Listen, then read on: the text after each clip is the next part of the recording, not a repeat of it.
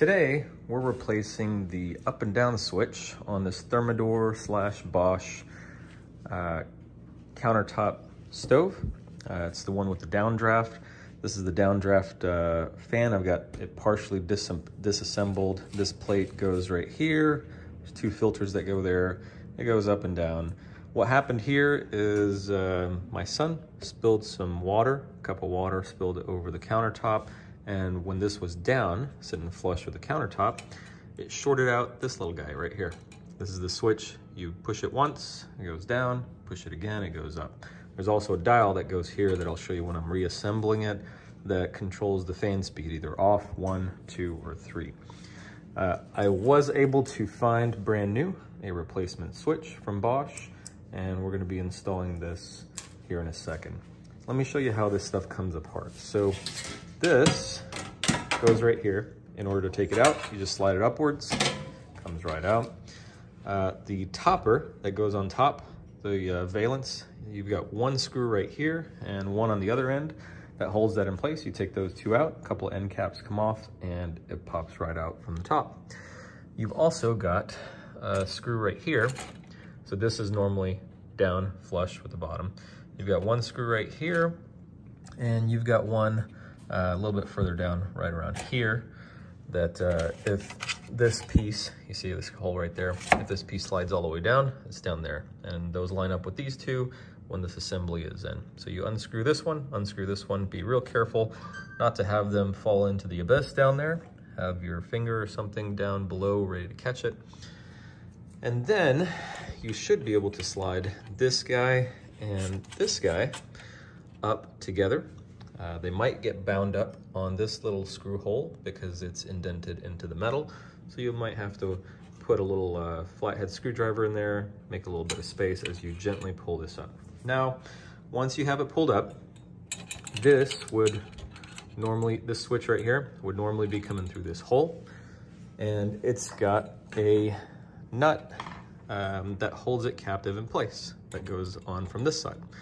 So you remove that nut, you unscrew it, and then gently pull this guy out from the bottom and take it out.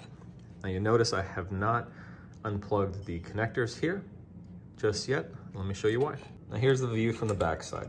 The reason I didn't disconnect these wires, there's one black one in the middle and a white one on either side. I don't know if the white ones matter where they go or not. So what I'm gonna do is take the white wire on the outside here, track down where the connector is, and unplug it, plug it into this one. Then I'm gonna take the black one, unplug it there, plug it into this one. Then finally the white one on this side, track that down, unplug it, and plug it into this one. You'll notice these are push spade type connectors, so you don't need any sort of special tool or anything to get them in. You just gently wanna grab the collar right here. Don't grab the wire, grab the collar right there on both ends, pull them apart. You can see right there, that's the connectors. Pull them apart one by one and make sure you're not pulling on the wire. Just wiggle a little bit, take your time, unplug them, plug them into the new one. I'm gonna do that real quick and then we'll get going. You can see, here's the old one. You can see the burn marks right there too, where it shorted out. So it's definitely this piece that shorted out. Hopefully nothing else is broken. I don't think it is, but we'll see. Got my new one here, all connected. Again, I did them one by one, and they're ready to go. Now, what we need to do, this new one, you can see the nut that holds it down. It's silver instead of the old one that was black. Here's the old one right here. So I'm going to unscrew this. I don't think there's a washer or anything behind it. Nope, there's not. Now we're going to put that through the hole right there. Now we've got that switch in and carefully assembled the nut.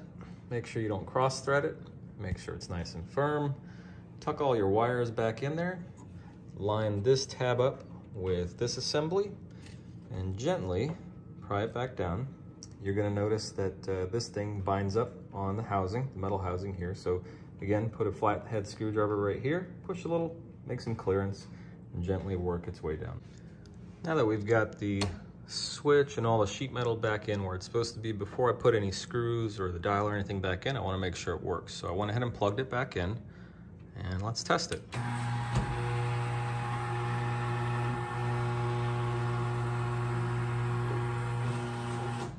Perfect. So it works, it goes down. Let's put it back up and we'll reassemble it.